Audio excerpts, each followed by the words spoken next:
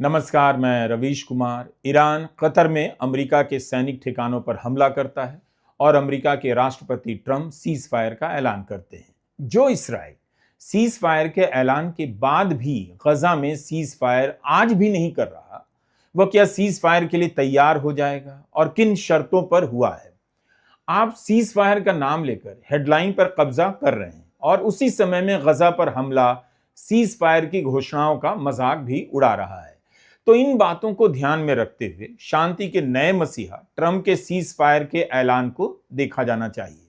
फिलहाल उनके ऐलान से यह तय करना मुश्किल हो गया है कि कतर के अल उदेद अमेरिका के सैनिक ठिकानों पर हमला करना बड़ी घटना है या ट्रंप का सीज फायर का ऐलान करना।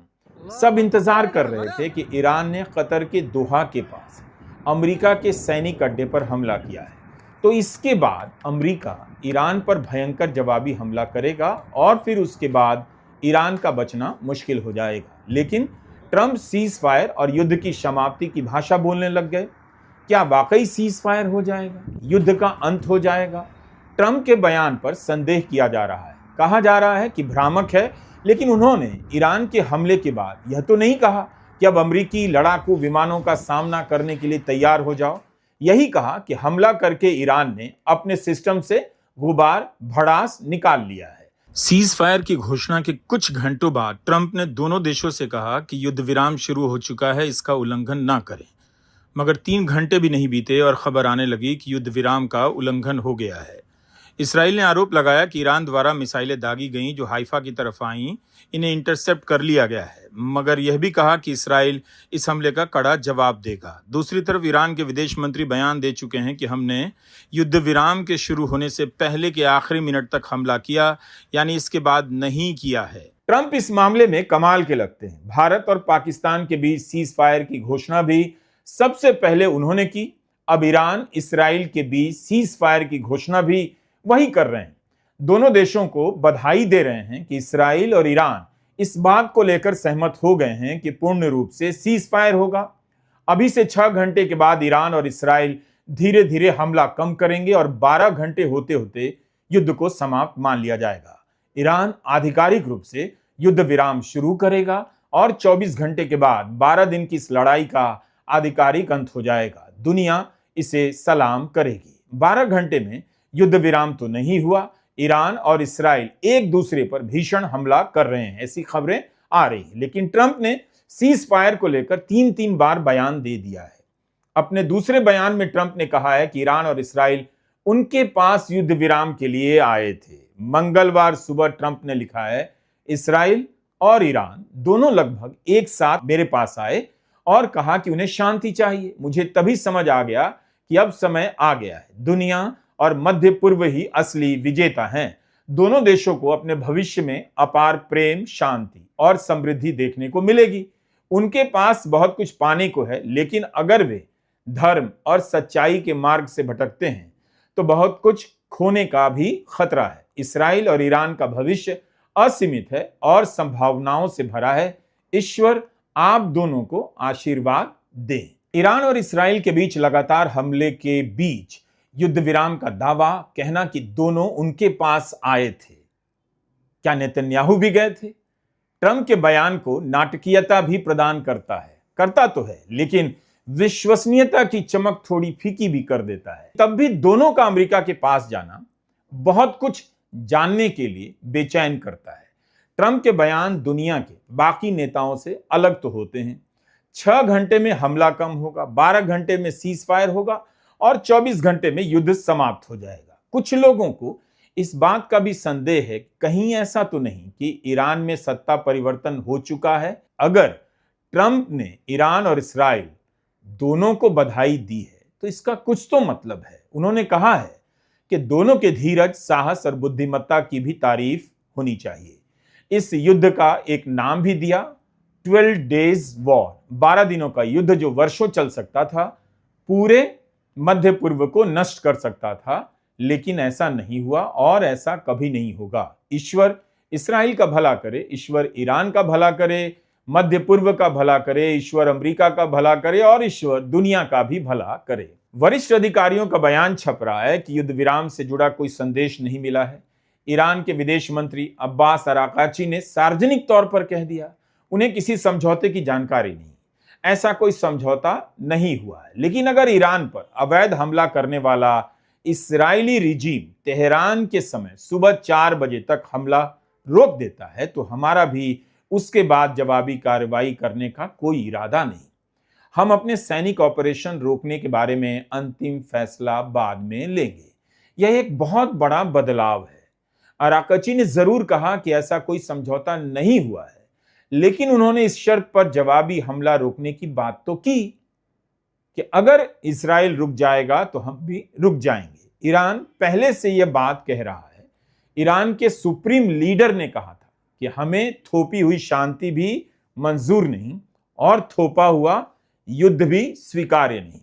आपको यह भी याद रखना चाहिए कि जब ट्रंप ने बिना शर्त सरेंडर की बात कही, तब ईरान ने साफ साफ कह दिया सरेंडर नहीं करेंगे। अमेरिका की धमकी का उन पर कोई असर नहीं पड़ेगा। लेकिन ये जनाब क्यों चुप हैं? 21 जून की रात जब अमेरिका ने ईरान पर बम गिराया, तब तो ट्रंप की तारीफ में कसीदे कसने लग गए। क्या क्या नहीं कहा नेतन्याहू ने, प्रार्थना करने चले गए और ट्रंप और अमेरिका की रक्षा के लिए दुआ मांगने लगे। साहसिक फैसले के लिए ट्रंप को धन्यवाद किया, कहा इससे इतिहास बदल जाएगा। अमेरिका ने ऐसा किया है जो कोई देश नहीं कर सकता। अब नेतन्याहू क्यों नहीं बोल पा रहे? कम से कम 12-14 घंटे तक आवाज तो नहीं निकली कि ट्रंप ने सीज फायर कराकर ऐसा कर दिया जो कोई देश या नेता नहीं कर सकता था। 21 जून की बमबारी के बाद नेतन्याहू ने यही कहा था ना कि वे और ट्रंप दोनों मानते हैं कि शक्ति से ही शांति आती है। तो इस बार किसकी शक्ति से शांति आ रही है और किसकी शक्ति कमजोर पड़ने से शांति आ रही है? ईरान की शक्ति से या अमेरिका की शक्ति से या इस्राएल की शक्ति के कमजोर पड़ने से? क्या ट्रंप ने नेतन्याहू को फंसा दिया या उनके राजनीतिक भविष्य को चमका दिया? ट्रंप अपने सोशल मीडिया पर शक्ति से शांति का पोस्टर डाल रहे हैं। युद्ध विराम का ऐलान उन्होंने पहले किया, ठीक भारत और पाकिस्तान के बीच सीज फायर की तरफ। तो क्या अब नेतन्याहू ट्रंप की तारीफ करेंगे सीज फायर के स्वागत में या खंडन में? इस्राएल का तुरंत बयान क्यों नहीं आया? 12 घंटे में ट्रंप का 3 बार बयान आ गया। नेतन्याहू को बोलना तो पड़ेगा, लेकिन देखना होगा कि वे विजेता होने का नाटक किस तरह से करते हैं। गार्डियन अखबार ने न्यूज एजेंसी रॉयटर्स के हवाले से लिखा है कि सोमवार को ट्रंप ने इस्राएली प्रधानमंत्री बेन्यामिन नेतन्याहू से खुद बात की। वहीं उपराष्ट्रपति जेडी वांस ने तेहरान से बातचीत की।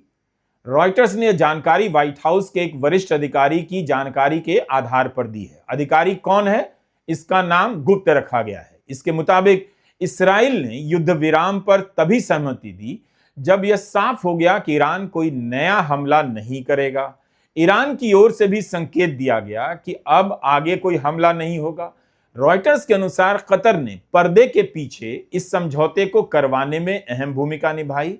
एक अधिकारी ने रॉयटर्स को जानकारी देते हुए बताया कि कतर के प्रधानमंत्री ने तेहरान से फोन पर बातचीत कर ईरान की सहमति सुनिश्चित की। यानी इस सीज फायर के पीछे अमेरिका, कतर और अन्य मध्यस्थों की एक संयुक्त कूटनीतिक कोशिश रही।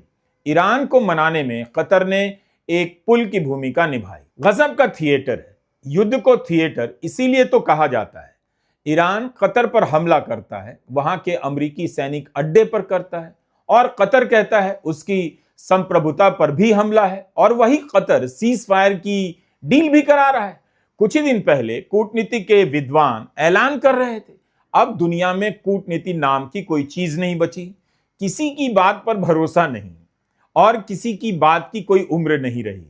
कतर का ईरान से बात करना, ट्रंप का इस्राएल से बात करना, सीज फायर का ऐलान करना या कूटनीति नहीं है तो क्या है? शुरू से ही जानकारों का एक हिस्सा यह मानता रहा कि यह हमला बहुत आगे नहीं जाएगा। यह भी हुआ है। लोग लिख रहे हैं कि ईरान और अमेरिका दोनों ने हमला करने से पहले एक दूसरे को जानकारी दे दी थी ताकि नुकसान कम से कम हो। आप कह सकते हैं कि युद्ध के बीच एक तरह से यह शांति का युद्ध अभ्यास भी था। ऐसी बमबारी की गई जिसमें ज्यादा नुकसान ना हो। ईरान के हमले के फौरन बाद ही खबरें आने लगी कि ट्रंप हमले का जवाब नहीं देने वाले हैं। हमले के कुछ घंटे के भीतर ही ट्रंप का वैसा ही बयान आया कि ईरान ने हमला करके अपने सिस्टम से सब निकाल लिया है, यानी अपना गुबार निकाल लिया है, और उम्मीद है कि इसके बाद अब आगे और नफरत नहीं होगी। जिस तेजी से ट्रंप ने ईरान के हमले पर जवाब नहीं देने की घोषणा की कि हम कोई हमला नहीं करेंगे, उसे देखकर एक थ्योरी यह चल रही है कि मुमकिन है कि पहले से ही ट्रंप का यह प्लान रहा हो कि ऐसा हमला करें जिससे इस टकराव को रोका जा सके। जिन 3 परमाणु ठिकानों पर अमेरिका ने हमला किया है, उनमें से 2 पर इसराइल पहले भी हमला कर चुका था, और सैटेलाइट तस्वीरों के आधार पर रिपोर्ट हो रही है कि ईरान ने पहले ही फोर्डो को खाली करा लिया था। अब तो सैटेलाइट तस्वीरें दिखा रही हैं, इस बात पर भी उन तस्वीरों को दिखाकर सवाल उठाया जा रहा है कि क्या अमेरिका ने ईरान पर उतना घातक हमला किया भी था या नहीं। कुछ लोग लिख रहे हैं कि ईरान पर मामूली हमला करके ट्रंप ने नेतन्याहू के दबाव से खुद को मुक्त कर लिया। अब वे कह सकते हैं कि अमेरिका ने ईरान पर हमला कर दिया, मगर इसके आगे इस युद्ध में शामिल नहीं होंगे। तेल के जानकारों की बात भी सुनी जानी चाहिए। कूटनीति पर लिखने वाले एक समूह ने कहा कि इस टकराव की शुरुआत से ही बाजार की दिशा साफ रही है। अगर तीसरे विश्व युद्ध की आशंका होती तो तेल का दाम $130 से ऊपर गया होता और S&P इंडेक्स 30% नीचे, लेकिन इसका ठीक उल्टा हो रहा है। भारत का बाजार भी खुलते ही 800 अंक ऊपर चला गया। कुल मिलाकर बाजार में तबाही तो नहीं देखी जा रही है। ईरान ने कहा था कि थोपी हुई शांति, थोपा हुआ युद्ध स्वीकार नहीं, तो नेतन्याहू के लिए यह सीज फायर क्या है? आखिर ईरान और इसराइल दोनों इसकी पुष्टि क्यों नहीं कर रहे? क्यों नहीं तुरंत करने आए कि सीज फायर हो गया है? ईरान और इसराइल के बीच सरेंडर किसने किया? अब इस पर बहस चलेगी। नेतन्याहू सरेंडर का नाम न दे दिया जाए। ईरान पर हमला कर अपना राजनीतिक भविष्य सुरक्षित करने वाले नेतन्याहू का क्या होगा? 12 घंटे तक नेतन्याहू क्यों चुप रहे?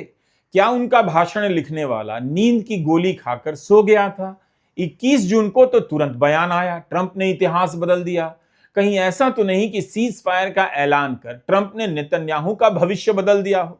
अगर ट्रंप के हिसाब से सीज फायर होता है, तब तो नेतन्याहू की योजना और शक्ति की भी गंभीर समीक्षा होगी। क्या इसराइल ईरान से लड़ पाया, जीत पाया? क्या क्या नहीं कहा गया कि ईरान के सुप्रीम लीडर खामेनेई को मार दिया जाएगा, उन्हें जीने का अधिकार नहीं, ईरान में सत्ता परिवर्तन होकर रहेगा। लेकिन क्या उनका यह सब मकसद पूरा हुआ?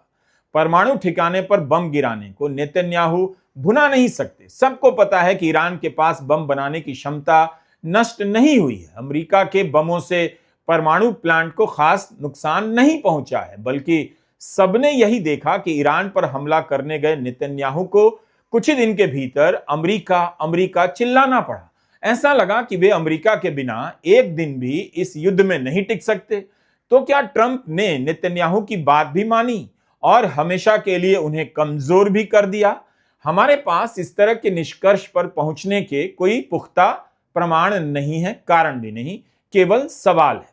यह जरूर दिखा कि आमने सामने की लड़ाई में इसराइल ईरान पर हावी होते हुए भी टिक नहीं सका, क्योंकि ईरान कभी कमजोर पड़ा ही नहीं। ईरान ने अपना दबदबा तो दिखाया है, वह भले कई मामलों में कमजोर हो, लेकिन मैदान में आकर भिड़ गया। तब भी भिड़ा जब उसकी सेना की टॉप लीडरशिप को खत्म कर दिया गया। मध्य पूर्व के दब्बू देशों को भी बता दिया ईरान ने कि इस इलाके में अमेरिका से लड़ने की हिम्मत वही रखता है। इसराइल की इतनी तारीफ होती है। अक्टूबर 2023 के बाद आज तक वह बंधकों को नहीं छुड़ा सका। आज तक हमास के नाम पर हजारों लोगों को मार दिया, अभी तक मार रहा है। उसी हमास से ट्रंप डील करते हैं और एक अमेरिकी बंधक को छुड़ा लेते हैं, जो साफ साफ बता गया कि नेतन्याहू कुछ भी नहीं है अमेरिका के बिना।